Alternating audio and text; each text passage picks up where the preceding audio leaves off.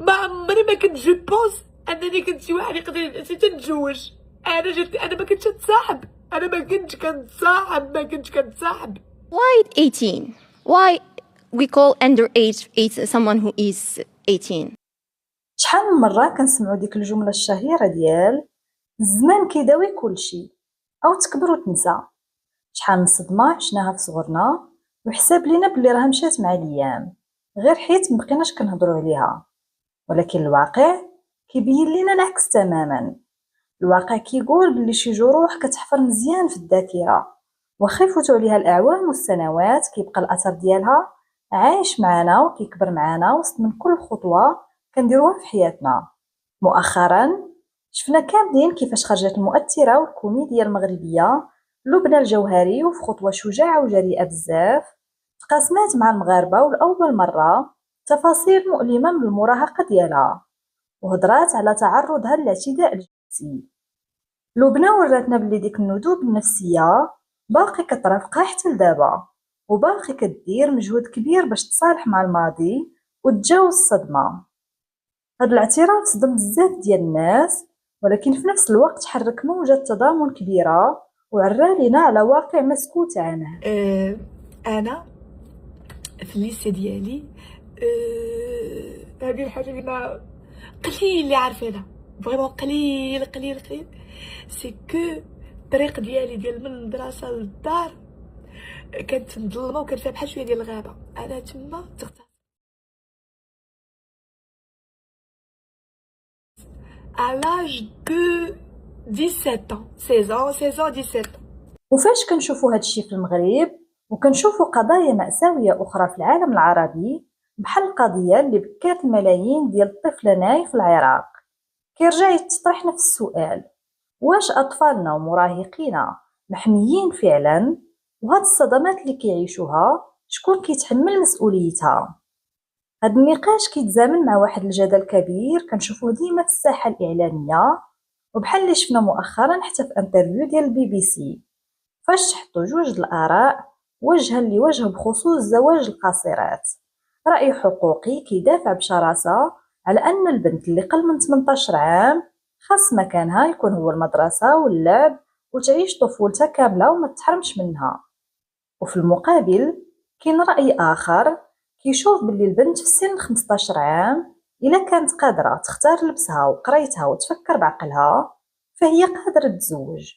وكتسمع جمل بحال شنو غينفع هذاك العام اللي باقي ليها على 18، أو بنت 15 عام راها شاربة عقلها. We say that a child of 15 has the freedom to wear whatever she wants. If she's grown up enough to decide what she wants to wear, where she wants to study, what she wants to study, why she can decide about her personal life. بين قساوة الصدمات اللي كيبقاو محفورين وبين الجدل ديال واش مراهقة ديال 15 عام قادرة تواجه الدنيا وتحمل مسؤولية الزواج، فين كاينة الحقيقة؟ وكيفاش نقدروا نحميو هاد الجيل؟ فاش كنهضروا على صدمة الاعتداء أو المراهقة فحنا كنهضروا على زلزال كيقسم حياة الضحية لنصفين، ما قبل الصدمة وما بعدها. شجاعة لبنى الجوهري فاش خرجت وتكلمت على الاعتداء اللي تعرضت ليه وهي مراهقة ما كانش مجرد مشاركة لقصة شخصية، بل كانت بمثابة مرآة كتشوف فيها آلاف النساء والفتيات راسهم. لبنى لخصات المعاناة كاملة فاش كشفات باللي الأثر النفسي ديال هاد الصدمة باقي عايش معها اليوم واخا دازو سنوات طويلة، وباقي كدير مجهود خرافي باش غير تصالح مع ذاتها ومع الماضي ديالها. سي اونتر بارونتيز جيم با بارلي فهاد الموضوع. الا قلت لكم فراسكم دابا 30 عام اول مره نهضر على هاد الموضوع بحال هكا. سي لا غاج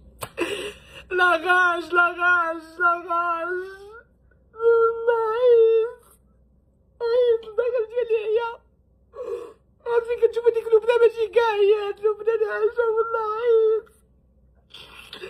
اونتر دو في.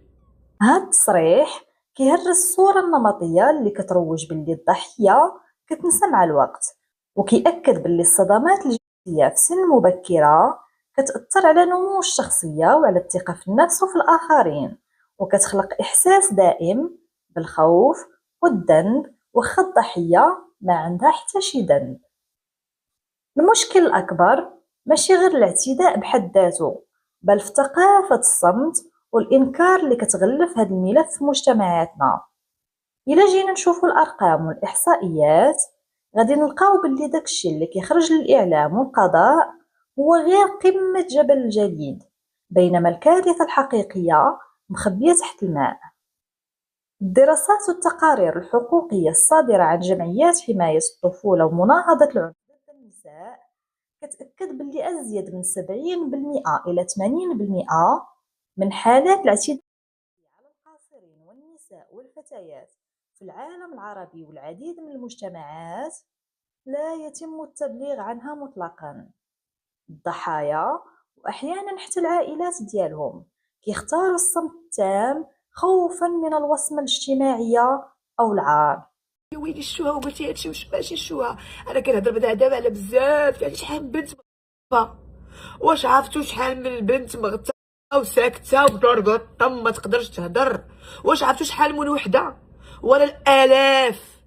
وحيت المنظومة الثقافية السائدة بزاف ديال المرات كتقلب الآية وكتحمل الضحية المسؤولية عوض الجاني، بأسئلة من قبيل أشنو كانت لابسة أو علاش مشات لديك البلاصة.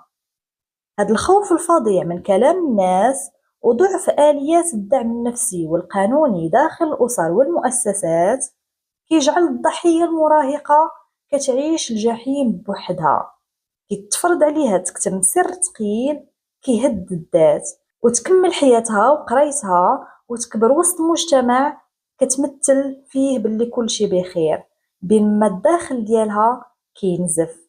هاد الكتمان كيتسبب في اضطرابات نفسية خطيرة على المدى البعيد، بحال اضطراب ما بعد الصدمة، الاكتئاب الحاد، القلق المزمن، وفي شي حالات كيوصل حتى لتدمير الذات.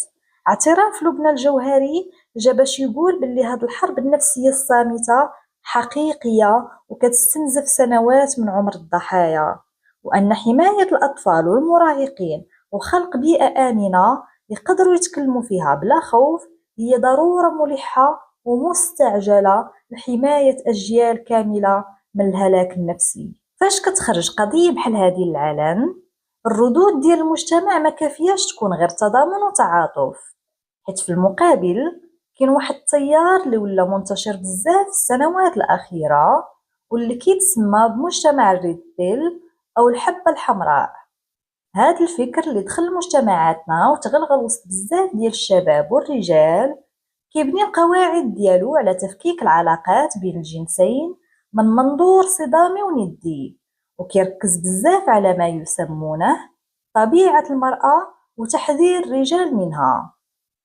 الصدمة الكبيرة هي فاش كتوصل الأمور لاعترافات بالاعتداء الجنسي أو حيت هاد التيار غالبا كيتعامل مع هاد الحالات بنوع من البرود والتشكيك أو حتى الاستغلال الفكري.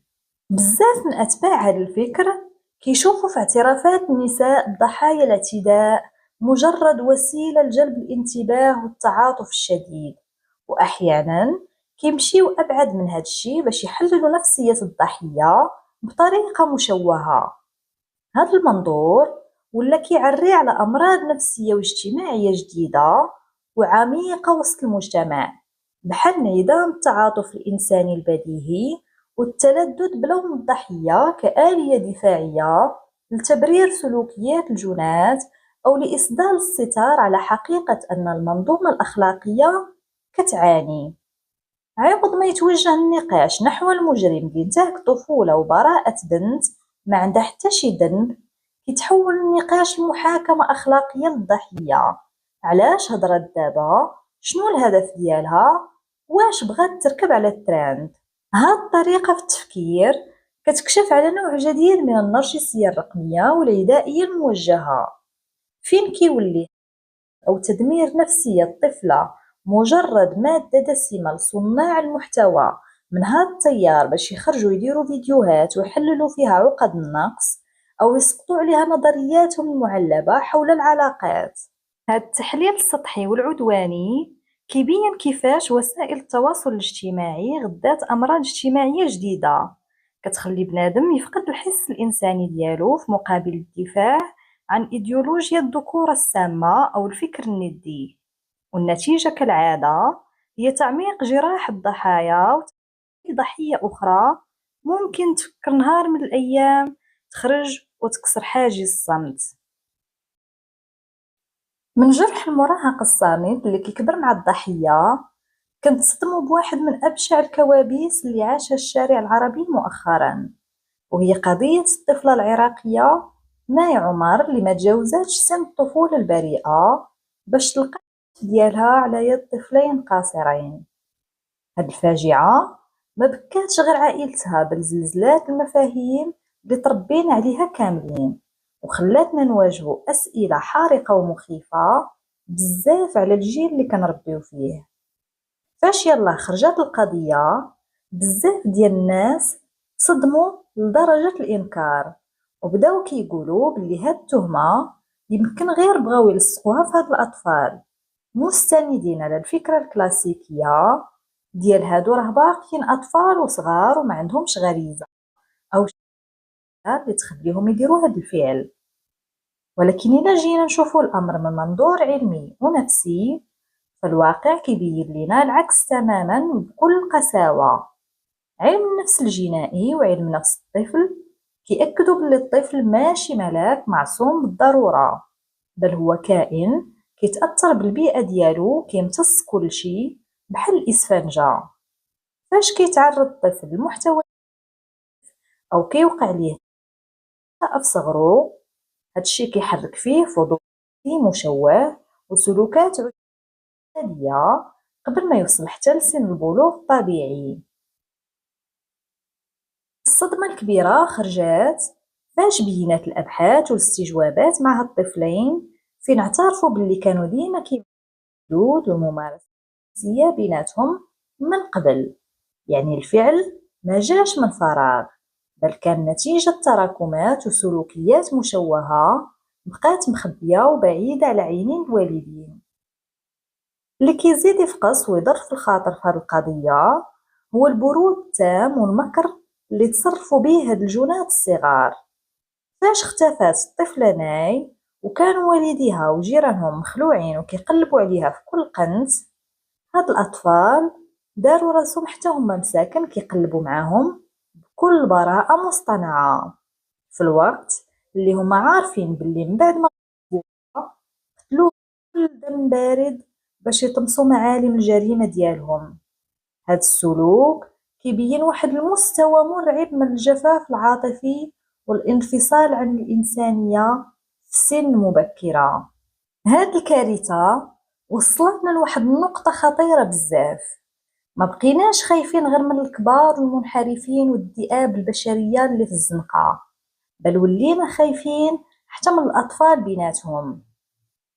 ومع الانفتاح الأعمى على السوشيال ميديا والهواتف الذكية اللي ولات في يد الصغير والكبير بلا حسيب ولا رقيب، ولاو الأطفال كيتعرضوا لفلو دائم من الفيديوهات الصور والأفكار المشوهة والعابرة اللي كتجاوز السن والعقل ديالهم بآلاف المرات. الانترنت المفتوح كيحرق مراحل الطفولة وكيشحن عقول الصغار بجرائم وانحرافات كتخليهم يطبقوا داكشي اللي كيشوفوه في الواقع، والنتيجة هي فواجع بحال هادي اللي كتدق ناقوس الخطر فوق راس كل أب وأم، حيت حماية أطفالنا دابا ما بقاتش غير من البراني بل ولات كتبدا من مراقبة شنو كيشوفوا وسط بيوتهم وفي شاشات تليفوناتهم. من هاد الكوابيس المرعبة اللي كيتعرضوا ليها الأطفال في الواقع كنوصلوا لواحد الجدل آخر ما يقلش خطورة، وهو الجدل اللي كيتناوب ديما في البلاطويات الإعلامية والسوشيال ميديا حول زواج القاصرات. هذا النقاش اللي تداول مؤخرا حتى في مناظرات عالمية بحال في البي بي سي كيبين كيفاش مجتمعاتنا باقي كتعامل مع الطفولة بنوع من الاستسهال، وكيفاش كتروج أفكار كتحاول تشرعن وتغلف ما يجب أن يسمى حقيقة وبدون مساحيق اغتصارات وتقنين الانتهاك. فاش كنسمعوا الطرف المدافع على هذا الزواج كيقول باللي بنت 15 عام دابا راها واعيه شاربه عقلها وقادره تختار قرايتها ولبسها، اذا راها قادره تسير دار وتزوج، او فاش كيطرحوا اسئله مستفزه من قبيل شنو غينفع هذاك العام ولا عامين اللي باقي ليها على 18، فاحنا هنا امام مغالطه منطقيه وجريمه فكريه مكتمله الاركان. هذا الخطاب كيتعمد يخلط بين الذكاء الاجتماعي الفطري أو مواكبة العصر وبين النضج البيولوجي والنفسي والقانوني اللي كيطلبوا بناء أسرة وتحمل علاقة ومسؤولية أمومة.